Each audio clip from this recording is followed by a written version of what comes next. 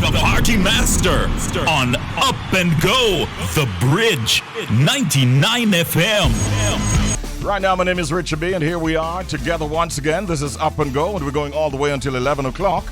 Get accustomed to us starting at 7 o'clock in the mornings. Of course, DJ Audley has been here and is here right now. Morning, sir.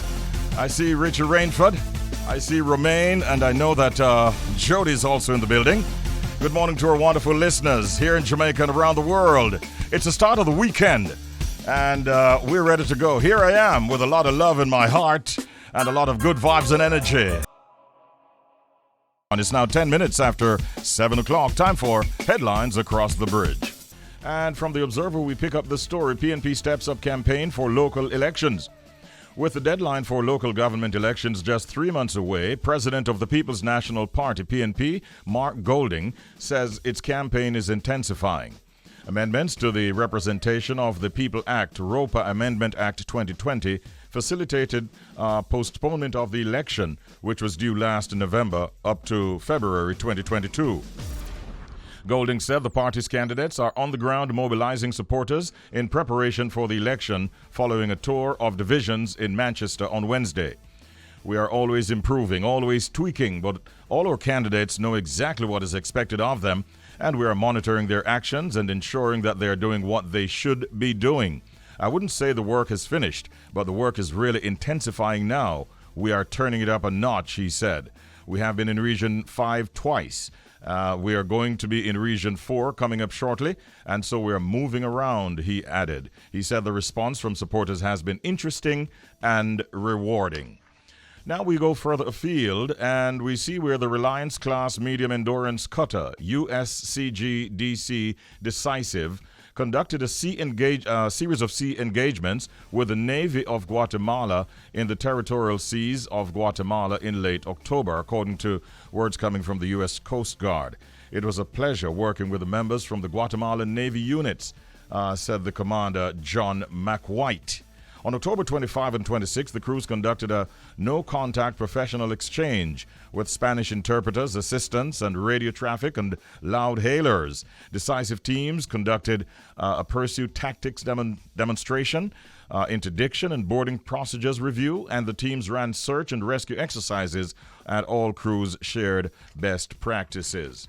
And finally, on our headlines across the bridge this morning, India's Prime Minister Modi to repeal controversial farm laws following more than a year of protests. The story reads, India's Prime Minister Narendra Modi said this morning he would repeal 3 contentious agricultural laws that sparked more than a year of protests in a rare apparent climb down ahead of pivotal state elections. He said, today I have come to tell you, the whole country, that we have decided to withdraw all 3 agricultural laws, Modi said in an address to the nation, adding that the process will be completed in a parliamentary session later this month. Modi acknowledged the importance of farmers and the challenges they have faced. He said it was a priority issue for his ruling party, the BJP. In this great campaign to improve the condition of farmers, 3 agricultural laws were brought in the country, Modi said. This law was brought in with good intentions, he continued, adding that despite its efforts, the government was unable to make the farmers, understand the importance of the agricultural laws. And that is a development that is really major over there in India, and it's being heralded especially by the farming community. That brings our time now to 15 minutes on the downside of 7 o'clock. That was our headlines across the bridge.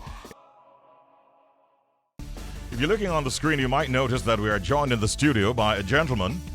I don't know exactly which department he was pulled from, but he did not. He accepted our invitation to pop into the studio. You see him looking to the ceiling like he's wondering, what am I here for? Well, Richie and him crew draw me out. Listen, good morning, Vaughn. How are you, sir? Good morning. I don't even know how to express myself right now. You serious? I was in the middle of work, Yes. but I was called upon, Yeah, and you responded to the call. That's yes, important I was told, because to up and go. Are we say family? We say family. So Vaughn is here, boy. and he's here to participate in our Proverb of the Day. Right. I think we have a recording, Vaughn, so we're going to allow you to listen to it, and then we ask you to give us an interpretation. Listen to this proverb. Old file can't sharpen new machete. Oh, that was very short and quick. Let's do it again. Old file can't sharpen new machete. Okay, sounds like I heard old file can't sharpen new machete. Vaughn, that's our proverb of the day. Can you provide us, please, with an interpretation from your own perspective? What goes through your head when you hear a proverb like that? Old file can't sharpen new machete. You know, oh, young baby, right? Oh, God. Old file. Can't sharpen new machete. New machete. The translation is an old file cannot sharpen a new machete. So, yes, it's dull. So a dull person can help make you better. I don't know. That's what you think? No. You know, what thing come to my mind about me? I think you're ready for here, brother. Don't go there. If it's NFAP, don't go there. No. We'll all be out of a job. Yeah. We don't want that. And that we don't want. We don't want that. So let me help you then, all right? Old file can't sharpen new machete. So I gave you the translation, an old file cannot sharpen a new machete. The meaning or the explanation that they have as the official explanation is always use the right tool for the job. You'll accept that? You'll accept that, right? Yes. Yeah. Always use the right tool for the job at hand. It sounds like a simple answer. Yeah, it's a very simple answer. But my brain is just out. You were going some complex areas. Thanks for dropping by, though, Vaughn. Get back to work, man. Yes, thanks. And have a good day. Yeah, man, you too. All right. I'm not going to do like Roddy G did to you a few Saturdays ago when I saw him saying, usher him out. I don't know what you said that he didn't like. He was like, leave the studio. No, we're going to treat you differently. Right. And we have a very special guest on the telephone. We'll be speaking with her momentarily. Just to tell you, though, that there has been 20% increase in the number of reports made by males to the Domestic Violence Intervention Centers, DVICs, compared to last year. This is according to National Coordinator for Domestic Violence Intervention in the Jamaica Constabulary Force, Inspector Jacquilline Dillion. Inspector Dillion noted that the centers are not only aimed at eliminating domestic violence against women and girls, but also against men. And don't be startled. We're going to get more details right now from Inspector Jacquilline Dillion, National Coordinator for Domestic Violence Intervention in the Jamaica Constabulary Force. Good morning and welcome to the bridge, Inspector Dillion. How are you today?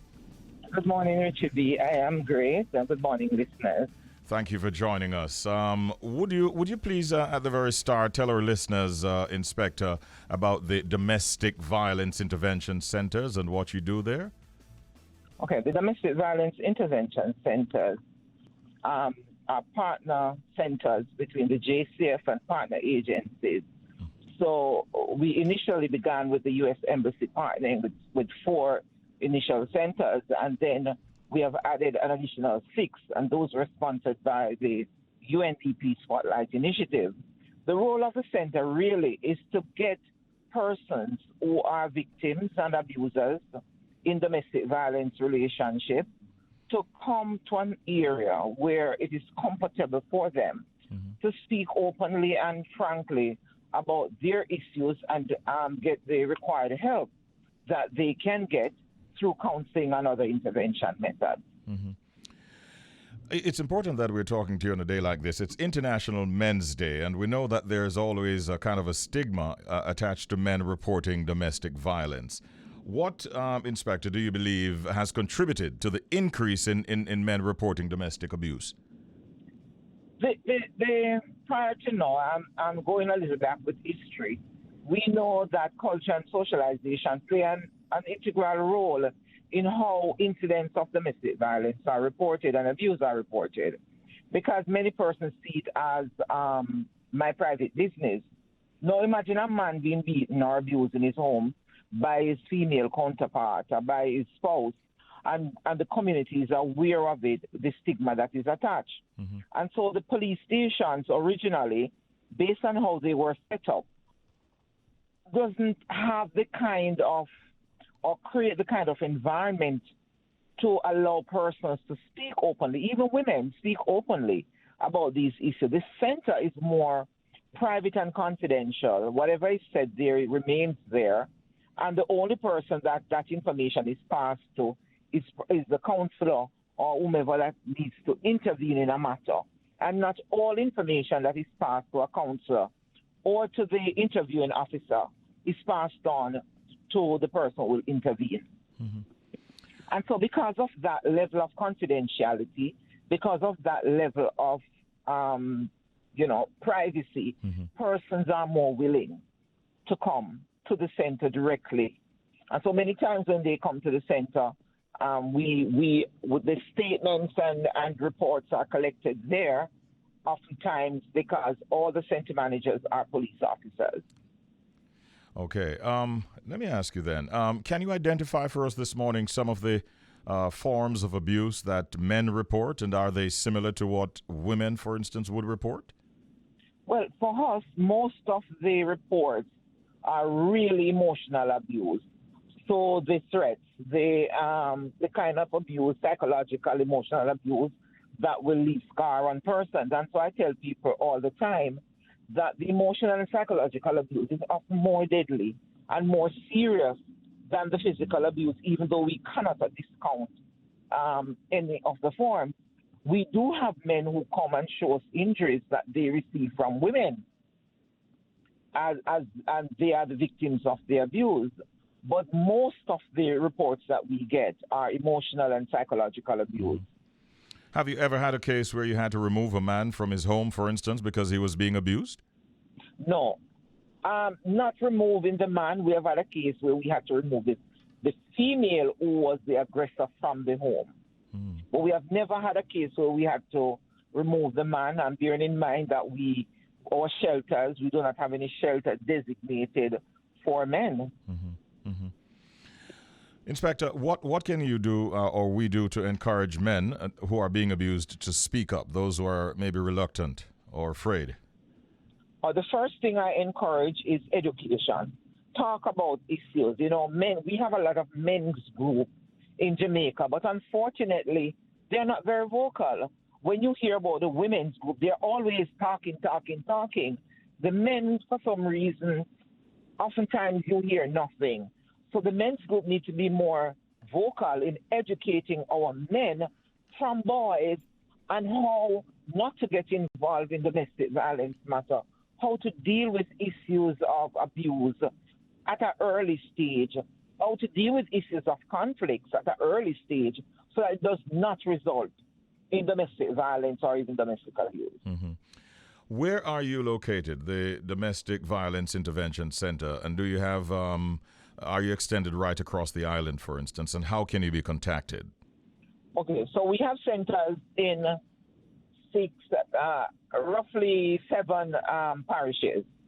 The centers are located in Kingston and St. Andrew. There are 2, one at the Matilda's Corner police station, and please note that all the centers are located at the police station, on a police station compound. Mm-hmm. So we have one at Matilda's Corner and one at Constant Spring. There are 2 in St. Thomas, Yallas and Morant Bay. There is one in St. Catherine South, that's Portmore, Greater Portmore, our 100-man police station. Mm-hmm. One in Ace, Clarendon, Santa Cruz, St. Elizabeth, Negril, Westmoreland, Alexandria, St. Anne, and Gale, St. Mary. Those Okay. are where the centers are currently located. The 10 centers are currently located. Okay, so persons can make contact how? Just go to those particular locations you mentioned? They can go to those locations. They can call the station where the centers are located, mm-hmm. or they can call my number, 220-2828, and I can direct them to a center. All right, 220-2828. And yes. It's International Men's Day. What are your final thoughts before you go today, Inspector Dillion? On this International Men's Day, I want to implore our men to get proactive in preventing domestic violence within the home, talk about the issues, and work together to come to a solution on how we can reduce violence against men. Thank you so very much, Inspector Jacquilline Dillion. Great talking with you, and I wish you a great day and a wonderful weekend. Thank you. Pleasure was mine. Thanks. All right, take care. Inspector Jacquilline Dillion, National Coordinator for Domestic Violence Intervention in the Jamaica Constabulary Force, the JCF. By the way, did you all know that Michael Antonio flew back to England after his performance for Jamaica at the National Stadium on a private jet? Y'all knew that? Okay, yeah, that's what happened. The owners of West Ham United, where he plays in England, spent about £100,000 on a private jet just to get him back into England early. West Ham plays the Wolves on Saturday, and the owners wanted to make sure that he's back to get some training, get some rest first of all, and then some training in by Thursday. And so he played for Jamaica, scored the goal at the stadium on Tuesday. He was out of Jamaica on Wednesday, and is preparing for this weekend. So that's a good look. They really rate him highly. He's 31 years of age. He scored for Jamaica against El Salvador, and he said it was painful, that draw, because El Salvador equalized in almost the last minute. And then he scored against the US of A for the equalizer. Good luck as he continues to roll that ball and score them goals. Michael Antonio back in England, and put out a tweet that says, "It has been a pleasure, Jamaica. I've enjoyed every minute of it, but it's time to get back home, back to West Ham United." And that's how he's doing his thing. Congratulations. In terms of football, though, I was seeing a story that in the schoolboy football competition, there's a team that scored 26 goals against the other. Yep, and that's a record feat. Yeah, 26-0. 26-0! Oh, boy. St. Catherine High School. Congratulations. Man, oh man, St. Mary's College. What's up with that? But you know what is interesting in all of this story? The comments that the coach gave. The team scored 26 goals, and the coach is still not happy with their performance. And he had some strong words for them. He says the most important thing is the fluency and how we played, and it wasn't that impressive. The team scored 26 goals, coach, and they're still not impressive. It looks like he wanted 90 goals, like a goal per minute or something like that. He says, "I'm not impressed with how we moved the ball today, Mr. Patrick."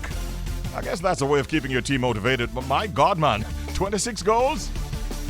He said we did it in patches. We were consistent. If we were consistent, we would have gotten more goals. So he's still not happy. This team is going to give him 35 goals in the next match at the rate he's going. Good luck. And to all the schoolboys out there in football, maximum respects. Good morning and welcome to the Secret Sound Game. You're on the air. How are you today? Hi, good morning. I'm good. How are you? I'm doing well, thank you. What's your name and where are you calling from? I'm Kimberly. I'm calling from Kingston. All right, Kimberly. Wonderful to hear from you. Are you a student? No, I'm a worker. All right. You chuckle. You have a very youthful voice. That's why I asked. I realized, yeah. All right. So you're at work already, Kimberly?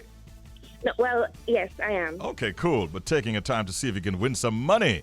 This morning we've got a lot of it in store. We've got $99 US, and we have 8 times $99 Jamaican for you to win. Are you ready? Do you want another clue before I ask you for your answer? Yes, thank you. Okay, so we've given clues already, which are, it is, the first clue we gave was that the creature has dark under the eyes. And then, I think yesterday or the day before, we gave you another clue. The animal is not found in Jamaica. This morning, to make it even easier for you, Kimberly, I'm giving you another clue. Yay. This creature has a medium-sized fluffy tail. Come on, Kimberly. You have enough to make you a winner. Go for it. Let me hear your answer now. Okay, the answer I have is a ring-tailed lemur. A what? Ring-tailed lemur. Ring-tailed lemur? Yes. No, that is not correct, Kimberly. I'm so sorry. Thanks for trying. Have a good day at work and have a great weekend, all right? That was Kimberly. My goodness, all those clues. We have never had the opportunity of giving 3 clues in the secret sound game so far. Please identify this sound. Let's get back to the telephone lines. 876-676-4996. 3 clues, no winner yet. What's up with that, Jamaica? Let's go. Good morning. You're on the air. Hello. Good morning. Good morning, sir. Who's calling? Melvin. Melvin. The car with the time, I make it quick and fast. That difference by the car will have space. All right. Tiger, my sister. Tiger. You say it's a tiger? Yes, sir. It's not a tiger, Melvin. Sorry about that. That is not correct at all. No, this sound, you don't think that this is a tiger.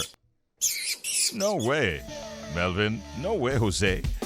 All right, ladies and gentlemen, we have 3 clues that we have given you in this secret sound game. Think about them. The creature has dark under the eyes. The animal, is not found in Jamaica. And the creature has a medium-sized, fluffy tail. What is it? And what's that creature making that sound? Let's get to the telephone lines once again. No? Okay, we're out of time, they say. My goodness, time flies. It's 25 now before the hour of 9 o'clock. This is Up and Go, and you are definitely on the bridge. We have an interview segment coming up, and so we're out of time. We're out of time for the Secret Sound game. Right now, we will be talking with Dr. Shevaughn Annikie, who is a general physician at the Linstead Hospital. And that is why, if you notice, we had to kind of move away very quickly from the Secret Sound game. You've heard the clues. Join us again next Monday when we'll do it all over again, and hopefully you'll be a winner at that time.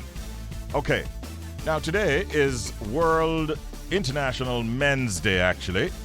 And this month of November is also Diabetes Awareness Month. And Dr. Annikie is joining us now to share with us some details on how diabetes can affect men's health. Good morning, Dr. Annikie, and welcome to the program. How are you today, sir? Good morning, Richie. It's her. Oh, sorry. Thank you so much, Shevaughn Annikie. Thank you for that. And I know I am forgiven by the sound of your voice and that laughter. You are. Thank you so very much, Doc. Now, it really is wonderful to have you, especially on International Men's Day and also it being World Diabetes Awareness Month. First of all, how does diabetes affect men? All right. Well, let's just get to the baseline. Diabetes is increased blood sugar, circulating blood sugar. It's what Jamaicans call sugar. So if I'm going to reach more people, that's what I'm talking about, the good old sugar. Now, for men in particular, men and women will have similar issues with diabetes. However, for men, we like to talk about erectile dysfunction. Now, I think it is kind of a pun because they think for diabetes,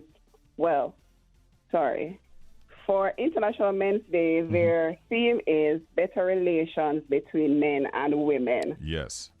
So I'm going to go on to talk about the erectile dysfunction as a part of the sexual relation aspect of it. So what is erectile dysfunction? It's just the inability of the male to get an erection that is firm enough to cause penetration. So as you can imagine, there are times when you want to have sex and you can't, and it affects you psychologically. And so that it is almost like a cycle. What is happening? I wake up in the morning from I've been a youth. I've had this firm, turgid erection. As I get older, I'm told I have diabetes. In the mornings when I wake up, it's not as strong. What's my partner going to do about it? I'm going to have some amount of anxiety when I'm approaching my partner. And then it's just a vicious cycle. Now, that is because your nerves are injured. And to have a proper erection, You need proper nervous function or nerve functioning. And you need proper blood flow. And unfortunately, diabetes decreases blood flow because it increases atherosclerosis and narrows the vessels. And that in itself can influence how nerves get their blood supply. And if your sugars are too high, your cholesterol is too high, then it worsens the situation for men. No. Yes, go ahead, Doc. Yes, I'm here. All right. So I was about to ask you then, what is often the first sign of diabetes in men? The first sign in diabetes in men is the same as for women, actually. Really? Yes. The first sign is usually increased thirst, or because I'm peeing too much, or I'm getting up at night to pee, and it's just often. You're just going 3, 4, 5, 6, 7 times for the night to pass urine. So it's the same, or it is the blurred vision, or it's that brain fog that you get after you eat, and people think, oh, it's just niggeritis. But after 2 hours of eating, within the eating period, you should feel normal, but you still feel quote-unquote luggy, and that's what people would tell you, or they feel fatigued. Those are early symptoms of diabetes. Or there's a weight loss if you're going on too long. So some people know that something is happening. They're not sure, and they get muscle wasting. And some of them wait until they have the thrush in the mouth. So they open the mouth, they look at the tongue, and there is a white coating of the tongue. Sometimes that goes back to the back of the throat, and you get a sore throat. And believe it or not, men can get yeast infections. So if you pick up a yeast infection and the smegma, or colloquially they will call it the cheese on the penis, if you fold the foreskin backwards, if that is too much, then you need to start thinking, okay, something is definitely wrong and I need to go get checked. Right, because I was about to get to that. So what should that male do if those signs are becoming evident? The first thing they should do is go to their doctor. They can go, I know that times are hard, but the clinics, the health centers in the communities are free. And if you have a concern, go to your health center, get a finger prick test. From the finger prick test, it will tell you, okay, what your sugar levels are at that point, but you need to get a more in-depth test. So what the doctor will do for you after taking a thorough history and doing examination on you is suggesting that you get a blood glucose testing done, and that is usually fasting in the morning. You go after about 8 hours, 9 hours without here, or after your last meal of the night, nothing to eat in the morning. You go to your lab, and they take the blood glucose from you. And the numbers are important. So anything that is above a 7, we consider too high, and that's a fasting sugar of above 7. You also need to compare that to what we call a HbA1c test, and that's just how your hemoglobin has glucose attached to it. And that monitors your glucose levels over a 2 to 3 month period, because that's the lifespan of a red blood cell. Now, if that is elevated and anything above 6.5% is high, so that means that for the last 3 months you've had high blood sugar levels. That, along with an elevated fasting blood glucose, can give you a diagnosis of diabetes. So that's what you do. Having discovered that now, it's now confirmed that you're diabetic, how can it be managed, Doc? All right. If you are a younger male, now, usually diabetes is an illness of the elderly. But, we become more sedentary. We eating more processed food. So we're seeing younger people developing diabetes, younger men in particular. You have a lot more young men with the pot belly going on, and that puts them at increased risk for developing diabetes and cardiovascular issues, heart disease. So the first thing, if you're young and motivated, then there's a 6-month trial period of lifestyle changes. So you're eating a balanced diet, reducing your processed foods. You're having more live foods is what I like to call it. So you're having your fruits and your vegetables, and fruit is limited. Remember, not because it's a fruit, it is healthy. Fruits have sugar. Sugar, yeah. Right? So you still have to limit the fruit. So you stick to those that tend to be a bit more sour. So your berries versus your pineapple. If you have pineapple, a slice of pineapple, then you know that you're going to have to reduce the rest of carbohydrates for the day. You're going to exercise. No, get up and move. You don't have to have a program that is streamlined. Park your car farther from the office if you drive a car. Walk more. Get the heart pumping. Do this at least for 30 minutes. And for diabetics, most times of the weeks, at least 5 days out of a week. The CDC says at least 150 minutes. But if you're going to try lifestyle changes, then I would suggest that you do that at least 5 times out of the week. What you're going to do is to replace medication with your exercise. When your muscles are active, you use and you burn up the sugar. So you take your exercise as your medication then. And if you're overweight, you got to lose some weight as well. Reduce your abdomen size. So that's what the man who is young and he has time on his hands and he's motivated because he doesn't want to get on medication. For those who are not as motivated, then there are medications. You have oral medications that can stimulate your body's response to your insulin levels if you do have insulin levels, insulin being produced still. Or you can take insulin injections itself to replace the insulin that is missing. And the insulin is what helps your body to use up your glucose, as it were. It removes the glucose from the bloodstream, puts it into the cell. So that's that. And of course, yes, go ahead. All right. No, it's so interesting listening to you speak on this matter, and you make it so understandable for all of us, really. For the man who doesn't have diabetes, though, what can you do to prevent getting it? There's an overlap. So a healthy diet is at the top. Okay.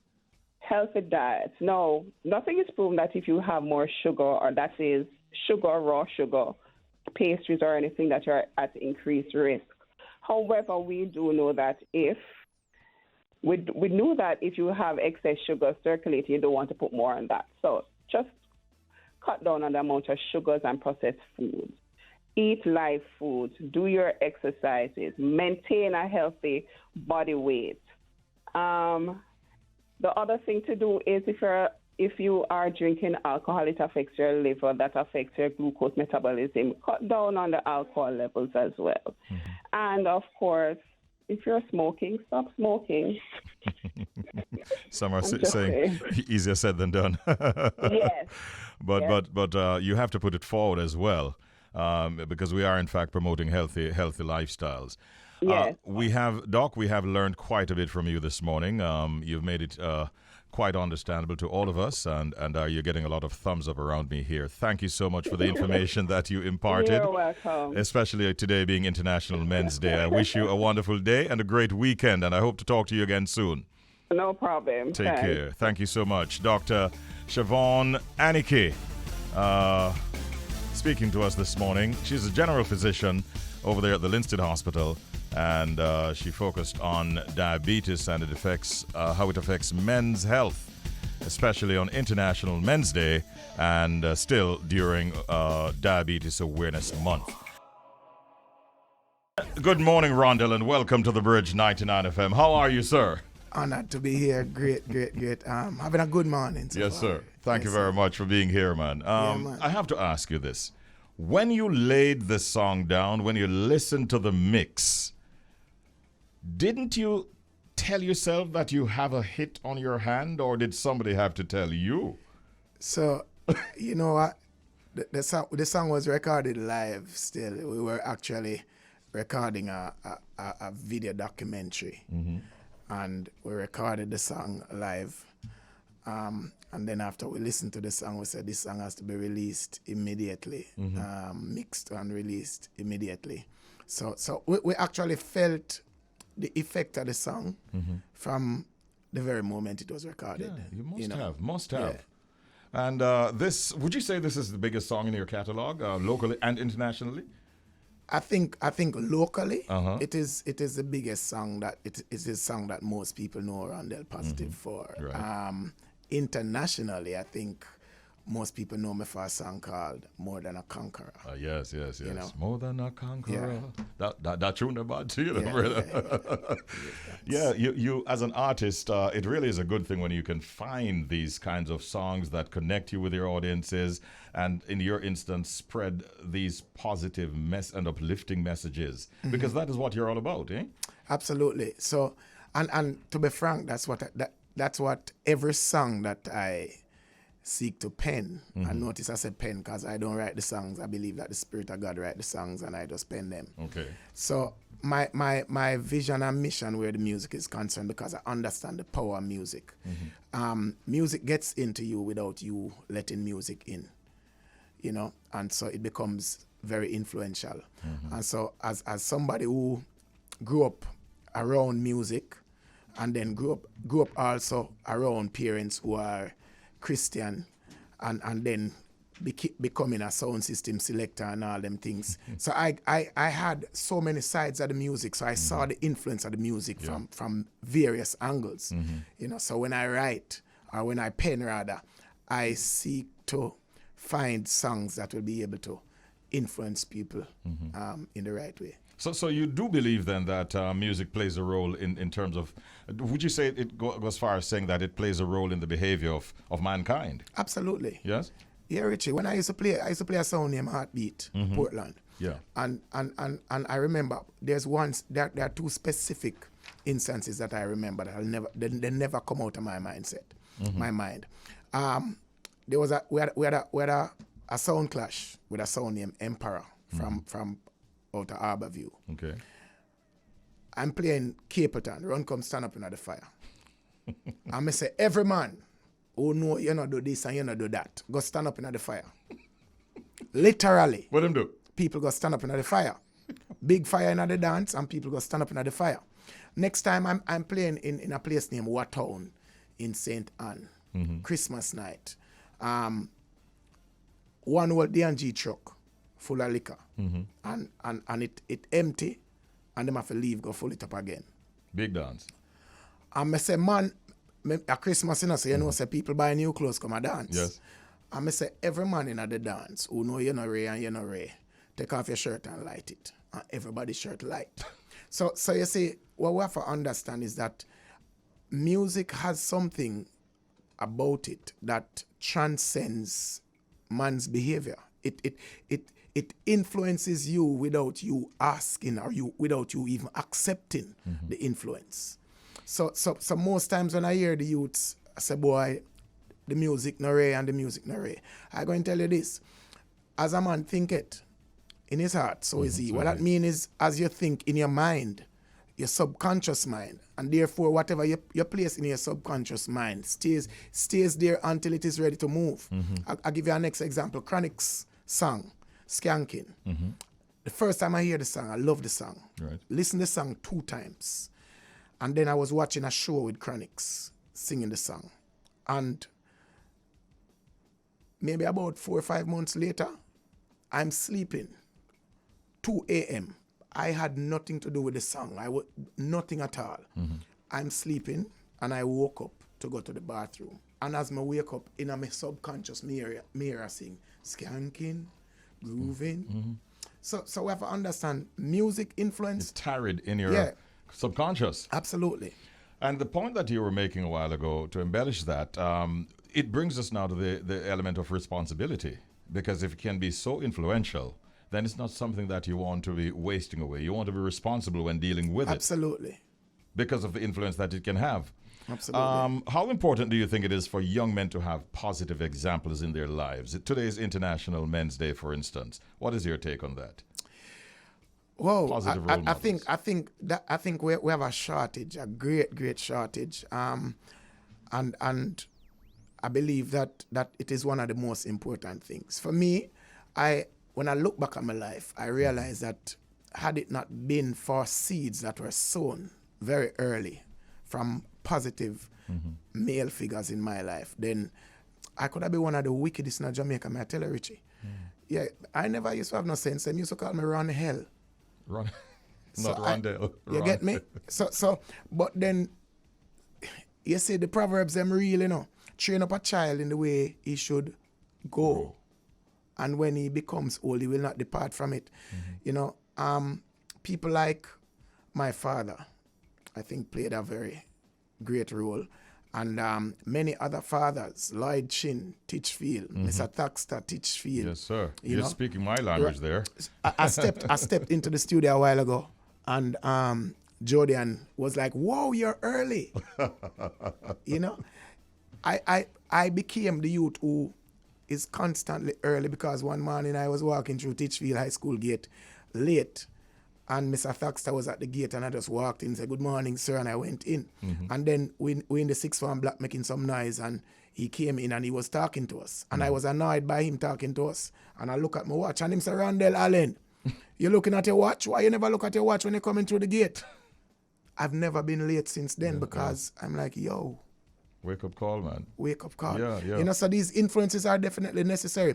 And where the music is concerned, I think more are the people involved in music, the producers, the foundation artists, some of the artists need to set some example and say to the youth them, Richie, me tell you, right now, I was talking to my wife the other day, and I was saying to her, do you know that even Christians comfortable with 90s dancehall? You know how many people who get saved since the 90s realize that 90s dancehall, even when the people were doing things that were considered derogatory. If you look at it now, you know, you're comfortable, you know. Yeah. Right now, these youth who make the music, them make it is sex in the middle of downtown Kingston, murder in the middle of the day, in the middle of half a tree, with everybody, 15 million people watching. The youth them need for go, oh help me God. The youth them need for check, man. And some big people, some of the big man them need for play them part and recognize. Can I just say this? The only reason why the music is going in the direction that it is going is because of what the music can do as Jamaican music. Everywhere in the world, people want Jamaican music. So if we can destroy Jamaican music, then the world will never meet Jamaican music. It will only remain in the 90s. Can you imagine we are the only country in the world, our music still in the 90s? The world is still listening to us in the 90s. Yeah. In 2021. Rondell Positive, keeping it positive and highlighting some real issues. It's almost a redundant question, but I'm going to ask it nonetheless. What inspired this particular song? 10 years, you know. 10 years of writing. The song, the inspiration came from going to a school to talk to some girls. It was Girls' Day. And I was saying, what am I going to say? And I just hear, we are the change that we want to see. The answer is in the mirror. And that was 2009. 2014 it was. I went back to another school, Martin Bay High School. And a girl walked up to me and she said, so I started writing 2009. Never hear anything else about the song. Actually forgot about the song. And then a little girl came up to me 5 years later. And she said, one day you came to my school and sang a song. And she said, I made a decision from that day that nobody fixed my problem for me. I am the answer to my problem.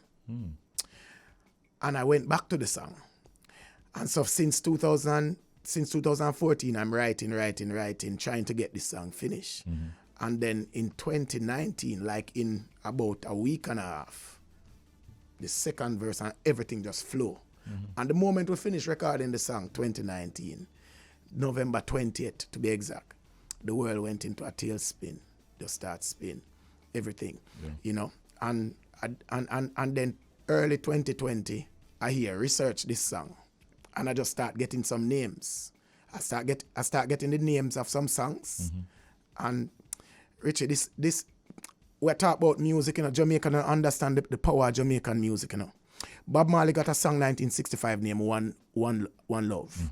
After Bob Marley, nobody else got a song of that nature until 1985. 20 years later, Michael Jackson got a song, We Are the World. Then Michael Jackson got a next song, The Man in the Mirror.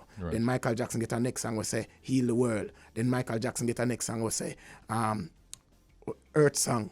And then a next one, named Black or White. Michael Jackson get 5. Bob Marley get 1. And the one where Bob Marley get became Song of the Century. Yes. It says something. So the Jamaican people, them want to make music, need for no say.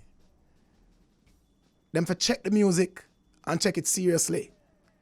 Yeah? And the youth, them we need to stop and kill the people them in the music and start give life a life or forget to the people them in the music. Fully endorsed, bro. Fully endorsed. Time is of the essence, Rondell. We appreciate the points you're making and the clarity with which you deliver these points. What are you working on presently? Are you in the studio doing additional works? Well, we're working on some things with some overseas people presently. And is it that you're signed to an overseas label? Not signed to anybody yet. Okay. You know, we're working on a project with some overseas people at this time, and we just make music. You know, the song you're about to play. This is the second song that I wrote. I wrote the song or I penned this song in 2006, February 26, to be exact. We record the song, and the day we record the song, there was a murder in St. Thomas of 4 children and 2 women. And the thing is, some people thought it was my wife and children. Oh Lord. You see me?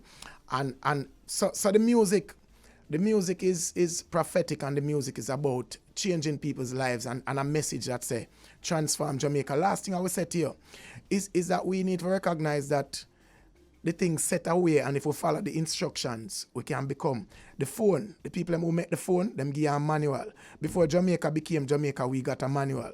It end this way, so that Jamaica may under God increase in beauty. So that Jamaica may how under God increase in beauty. Step 2, Step 3, fellowship. So we have a fellowship problem, and the people them put it in a song and I make it and I cause it to expand more. The people them need to stop sing them thing that make we put the fellowship problem to rest, and then we can have prosperity, so that we can play our part in advancing the welfare of the whole human race. Yeah. That is it. You reached out to me recently at the time when we were over St. Thomas. They were trying to find some children that were kidnapped, and you sent me this song, which we're about to play right now. We've played it before, and we'll play it again this morning. I want to thank you for dropping by this morning, Rondell. And of course, making the points that you did in a positive way. After all, it's a part of your name, being positive. Blessings. Rondell Positive. Great having you this morning. Honored, best wishes, and you know exactly where to find me. You know, yeah, man, our pleasure. You give a voice. You put the voice out on the wind. You know, so people all over the world can listen to this little youth from rural Hill, Portland. You know. This past student of Titchfield High School like myself. We have a big up Titchfield, you know what I mean? Hallelujah. The kind of products that they produce. Thank you, Rondell. And at this time, we'd like to welcome to the program the State Minister in the Ministry of Culture, Gender, Entertainment and Sport. The Honorable Alando Terrelonge is joining us at this time. Good morning, Minister Terrelonge. How are you today? Hey, morning, Richie B. Not bad. A pleasant morning to you and to all our listeners. And in particular, I want to big up the men today as we celebrate International Men's Day. So big up yourself, Richie B, and big up all our male listeners and those who are streaming from around the world as well as we celebrate International Men's Day. Yes, sir. Thank you, Minister, and I wish you the very same. Happy International Men's Day to you also. Thank you, my brother. Minister, what can you tell us about this forum that we understand will be staged this evening at the Jamaica Pegasus? We understand it's about the Men of Distinction. It's a black tie edition. Tell us some details about that. All right. Well, so International Men's Day is celebrated on November 19th every year. And the objective of International Men's Day is, to put it simply, to recognize and celebrate the contribution of positive male role models to social, cultural, and economic development within the Jamaican society and certainly around the world. You know, it's a great opportunity to, focus on, of course, the mental health and wellness of our young boys as well, and also to break negative stereotypes, to let our boys know that, listen, our real big man focuses on his education. He focuses on empowering himself, whether it's through, as I said, education, whatever, a skills training, a trade, And a real big man, he prioritizes his family and his responsibilities. So that's a sort of the message we try to get across, in particular today. And so our Black Tie event this evening at the Pegasus, it really is to celebrate some distinguished Jamaican men who have been making a great impact on the cultural landscape, the economic landscape, and just the general development of Jamaica. And so we'll be at the Pegasus from 2 p.m. until 5 p.m. It includes a dinner as well. We're having conversational pieces. Minister Grange will be there as well, as of course, the head of our Gender Affairs Bureau, Miss Robinson, and our distinguished guest. All right. And all is in place for that event this evening, pretty much on target in terms of your planning for execution, right? Yes, definitely. Right. Now, there is a program that I'm hearing about, which is the male flagship program. How are these programs likely to impact our men here in Jamaica? All right. So the men's flagship program, it's really about getting role models in place. Having, as I said, men who continue to make a positive impact in Jamaica and having them stand as role models for our young men, for the future generations of Jamaica. And this is one of the mentorship programs that is spearheaded by our agency, which is the Bureau of Gender Affairs. So we have a male desk there. And it's to guide them, mentor them, focusing on their development, giving them the requisite life skills to improve not only academic performance, but also personal relationships amongst, boys, their peers, teachers, family members. And we also have what we call a Young Fathers Initiative. And again, this is to assist young fathers between the ages of 15 and 29. And yes, Richie B, when I said 15 to 29, we have some young fathers here in Jamaica at 15 years old. And it's just to guide them, I'm helping them with their parenting roles, responsibilities, and I'm helping them with their interpersonal relationship with women as well, because at 15, you don't really know a lot. You think you do, but you're not quite a big man just yet. We focus on that psychosocial development as well. Yes, hopefully you don't have too many in that age category being fathers, though. Well, teen pregnancy, we're looking at about 2 out of 10 young women, teen pregnancy, and it's pretty much the same for young boys as well. Okay, really?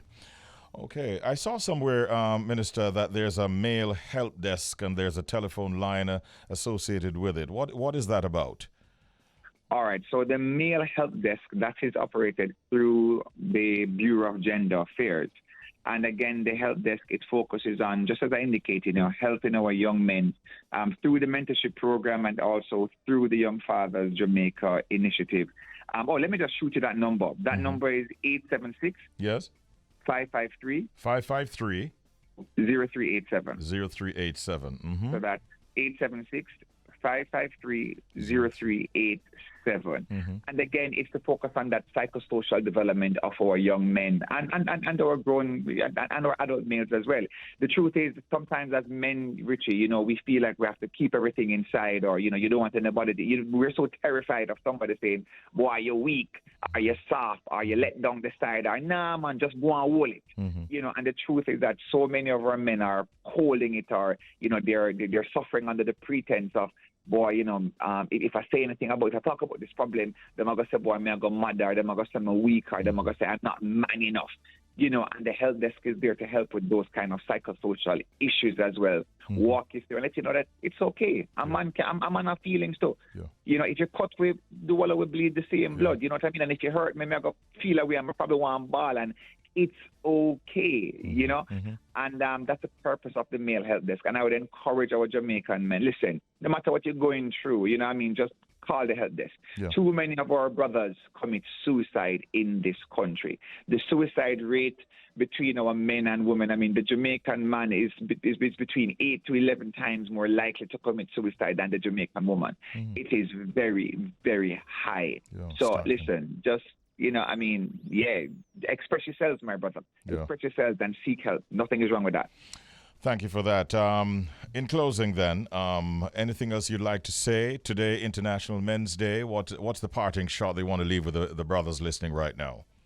Again, my parting shot is always, listen, we're all born men, yeah, but guess what? We have a difference between big man and little boy, and little boy and waste man, and a real big man, he empowers himself through education, a skill, or a trade, and he prioritizes his family and his responsibilities. And if you can't do all of that, well, then you're not ready for this yet, and you're a little boy or you're a waste man. Mm-hmm. Thank you for that, Minister. Great talking with you as always, man. Give my regards to Minister Grange and the other members of the team, and good luck with the event later on. Really a positive event. Thank you so much for talking with us. Have a good day. Blessed love. My pleasure to you and your listeners as well. Respect. All right. That was a chat with the Honorable Alando Terrelonge, State Minister in the Ministry of Culture, Gender, Entertainment and Sport, and talking to us about a number of activities in relation to International Men's Day. Outstanding Men Leading by Example, theme for this evening's function at the Pegasus, and it should turn out quite well. I'd like to say congratulations to Shelly Ann Fraser Price. She was recently awarded the keys to Broward County and the city of Miramar in the United States of America at a fundraiser for her non-profit organization, the Pocket Rocket Foundation, which, as you know, offers financial assistance to high school students and athletes. I was actually there in Florida on Tuesday, but I had to return home, so I could not have accepted the invite for that function that was taking place. It was an evening with an Olympian. That is what it was billed as, and it was convened by the Miramar Commissioner, Alexandra Davis, and it was under the patronage of Jamaica's Consul General to Miami, Oliver Mayer, who I had on my program, if you recall, on Tuesday morning. And I'm told that several items used by the Jamaican track great during her career, including spikes and other track wear, were auctioned at the event, raising thousands of dollars in the United States currency. And so once again, we say congratulations to Shelly Ann Fraser Price, now awarded the keys to Broward County and the city of Miramar. I'm planning to go there to make a visit, Shelly. I'm going to have to get your permission, I suspect. Congratulations and have a good day.